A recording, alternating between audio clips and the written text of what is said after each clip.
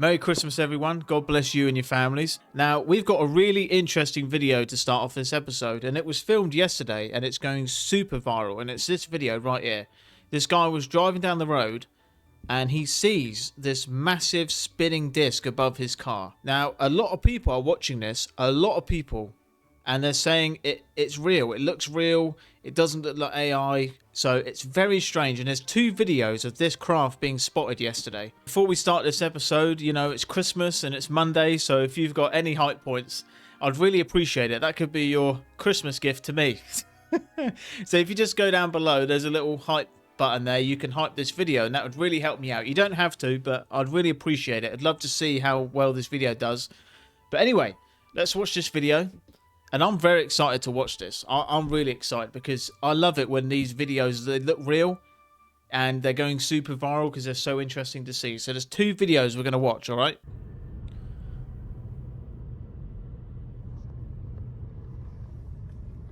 Okay, they're in the car. Whoa, look at that. What is that?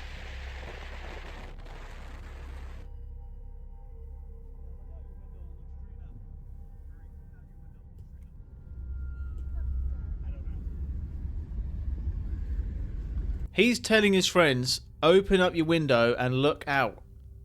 That's terrifying. They don't know. I'm going to turn it down because that wind was quite loud. But that's insane. What do you think this is, guys?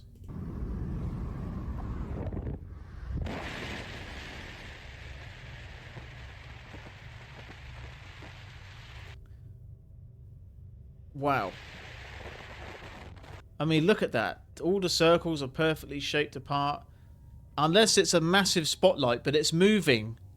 It's the same speed as them. That's the other interesting part. If this was a spotlight above their head, it would disappear behind them. But this thing is traveling the same speed as them.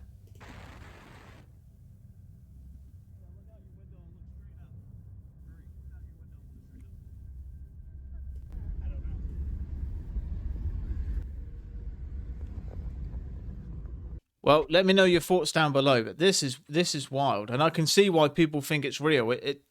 I don't think AI can do this, especially with all the different camera angles, the way that it's been filmed. It looks like a real video. So let me know your thoughts down below. All right, so this is video number 2, and this thing here is apparently what that guy saw.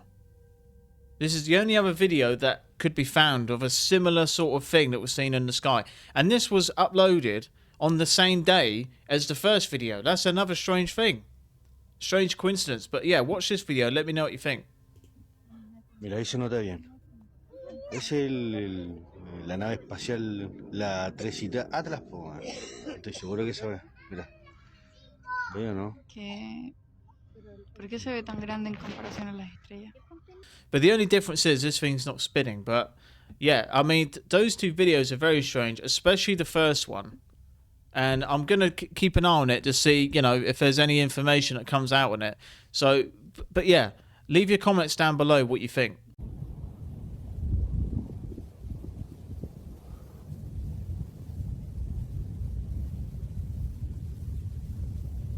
We got this button. We're testing it.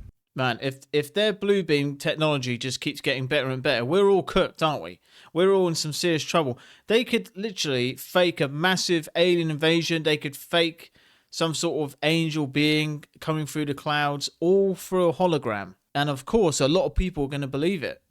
Because half this stuff looks so real where it'd be very difficult not to believe it. The world ended in 2012. Well, a lot of people believe so. And not in the Hollywood fireballs and explosions way. No, they believe something far stranger happened, that reality itself shifted, and there is a good reason to believe so.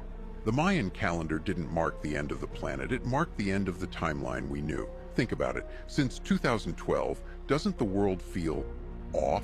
Time feels faster, memories don't match. Small details, brands, movie lines, even history itself have changed. People call it the Mandela effect, I call it leakage. Some believe CERN, in their hunt for the God particle, didn't just smash atoms, but smashed reality. They tore a tiny hole in the fabric of existence, and we slipped into a copy. A copy that looks the same, but isn't. That's why the world feels less real, more chaotic, more artificial. That's why every year since then feels like a fever dream. Maybe the original Earth is gone. Maybe we're the ghosts now, drifting through a simulation built to keep us calm. But the cracks are showing, and the more you notice them, the more unstable this fake world becomes. So go ahead, tell yourself 2012 was just another year, but deep down, you know something changed. I mean, the dude's got a point. We've all been saying it, and I've seen your comments. All right, a lot of people feel that way, that something feels off. Something big is coming. Something big is going to happen. I don't know if a lot of you feel that in your hearts or spirit or soul. I can't tell which one is ringing off the alarm bells, but something just feels off. Right, check this video out. This is a video from the NASA Curiosity rover on Mars. This is 200 million miles away, right? It just drives around, takes photos and uploads them, right? Look at that in the distance. What does that look like to you? Look, take a look. That looks like a door. Does that look like a door to you, or something else, or something coming out of the ground? But that looks like a door to me.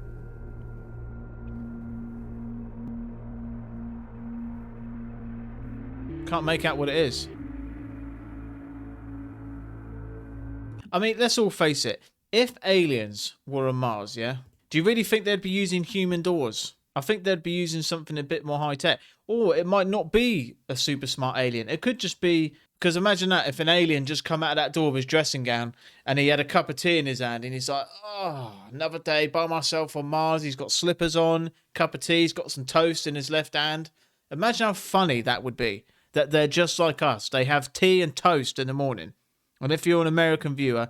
Us British people, we have a cup of tea and beans on toast in the morning, all right? And trust me, I know what you're thinking. That sounds horrible. Trust me, baked beans on toast is great. If you haven't tried it, try it. It will change your life, I'm telling you. Yeah, the only hardcore thing is that there is an extremely classified document dealing with religion, and it's about that period. But why would there be any classified material dealing with religion? I want to go back to the religion thing. I want you to say it. Oh, come on, that's so weird. That's a lie. I'm not asking you to say what you believe to be a fact. I'm asking you to say what you read in a report that is distributed at what may be the most top secret facility in the world. Okay, nice. All right, I'll put it. It's so far out. All right, your objection has been noted. Okay. What does it say? That we're containers. That's how supposedly the aliens look at us. That we are nothing but containers. Containers of? Containers. Maybe containers of souls. You can come up with whatever theory you want, but we're containers. And that's how we're mentioned in the documents. That religion was specifically created, so we have some rules and regulations for the sole purpose of not damaging the containers. The souls. Meaning, well, the souls or the bodies, whatever. Meaning like we're containers for souls that they're going to use at some other point. Right. And that they had something to do with different prophets and biblical figures. Yes. It's like for well, that supposedly Jesus and two other beings were genetically engineered. They were implanted in people on Earth in biblical times, and their births were closely monitored. Now, just some little connections to that my wife had brought up were in the Bible. They said that the star had followed Mary wherever she went, and that all UFO sightings always start out as people, well, gee, that looks like a bright star, and well, in fact, they said in the Bible, the brightest star in the sky followed her where she went, and it just makes little connections like that. Okay, I don't know what else to... All right. I mean, you're going to have to write a comment down below. What do you think containers means? I mean, to me, I think it's containers of a soul, of consciousness, because who puts that in a human child? You know, We're not capable of doing that. Two human beings can't create consciousness or a soul. That consciousness and soul is put into the human by something else. And I, in my own personal opinion, I think God does that. The Creator does that. If God didn't exist, right, let's say aliens were the creators, then why do demons and aliens submit to the name of God if he didn't exist? Why would they fear that name if it didn't exist? Why do they constantly ridicule that name if he didn't exist? So these are questions we have to ask as well. Because if God didn't exist, why would they fear his name so much and try to make us turn away from him? She kept getting calls from her sister, even though her sister was right there in the same room. At first, she thought maybe her phone was glitching or someone was playing a prank, but the calls didn't stop. One after another, her sister's name kept lighting up the screen. And every time she looked over, her sister was still there, not even touching her phone. She started to get really freaked out, but she had no idea she was about to face the scariest moment of her life. Because when she finally picked up the call, it was her sister's voice. But something was wrong. On the screen, her sister was wearing completely different clothes, standing in some weird room she didn't recognize, and speaking in a language she couldn't understand. The words sounded almost like a made-up language, and she was getting louder. She froze, staring at the phone, while her real sister was right next to her, kept asking what was going on. But the voice on the line just kept speaking faster and faster until the call suddenly cut off. She thought it was over, but just a few seconds later, the phone started ringing again. And this time, she wasn't sure if she should answer. No. Couldn't deal with that. That phone would be on the barbecue that night. Could you imagine if that happened to you? You're chilling with someone, like a mate or a friend or anyone, talking to him, and you go, hold on, I got a phone call, and it's them. You answer it, and it's them, and you're like...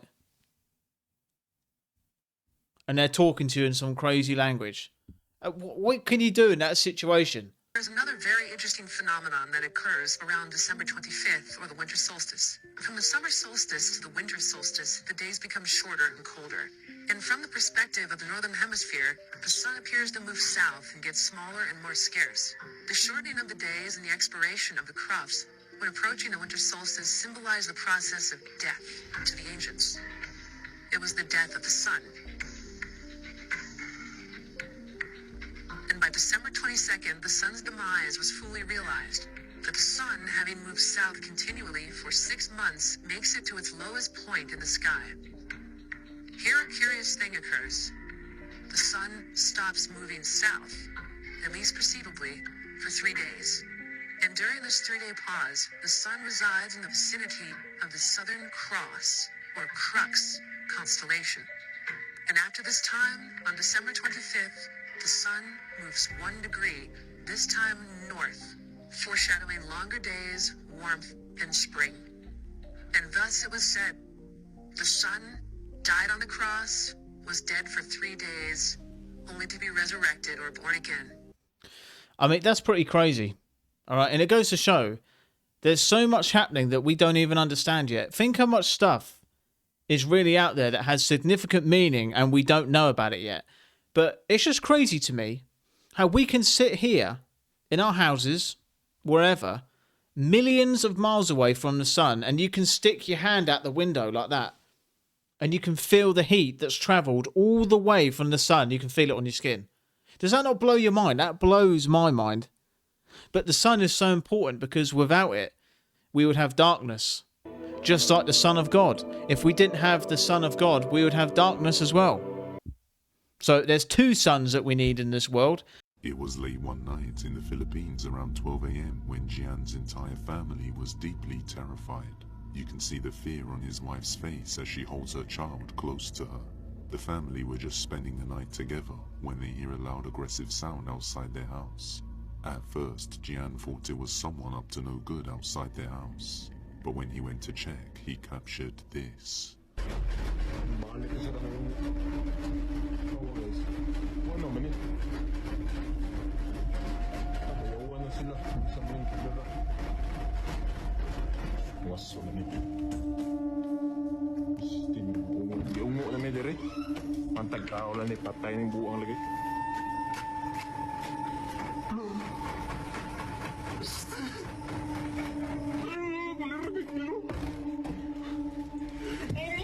As he goes to see who's disturbing the family, he notices the window shaking aggressively even though nobody is there.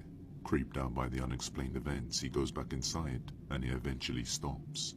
But not long afterwards, it happens again.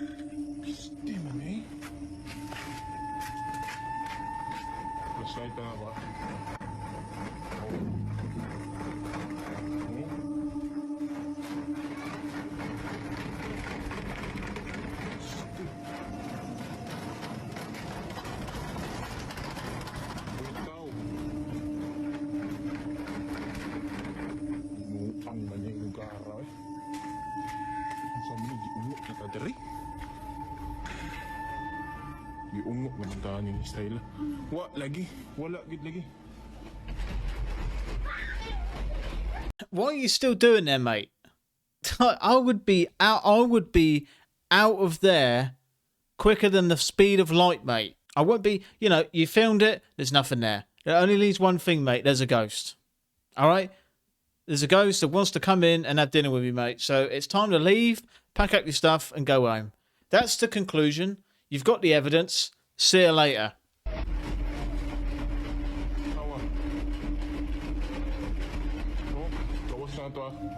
Why?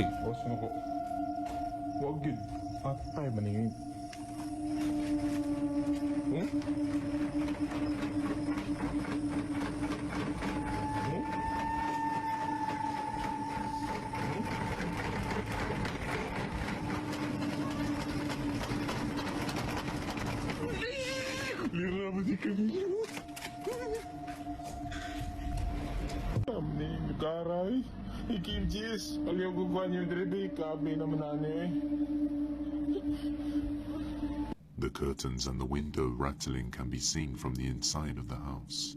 And when he goes outside, he sees it's not just his bedroom window that's moving on its own. Even his living room window was. Even stranger is that this seems to happen to all his windows around his house simultaneously. The events occurred for a few nights, and he was even contacted by the KMJS because of this, a popular Philippine television news show. So is this a real ghost caught on camera? You know what? My first thought was that someone could be using their washing machine.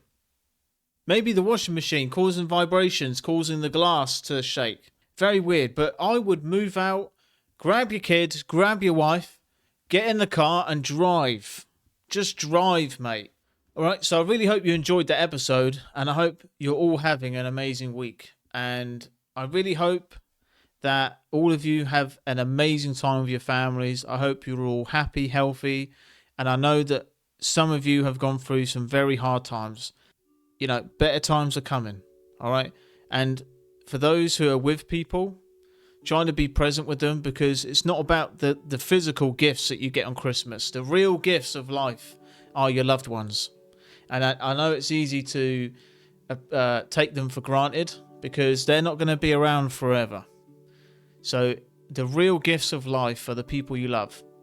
Proper cheesy, I know.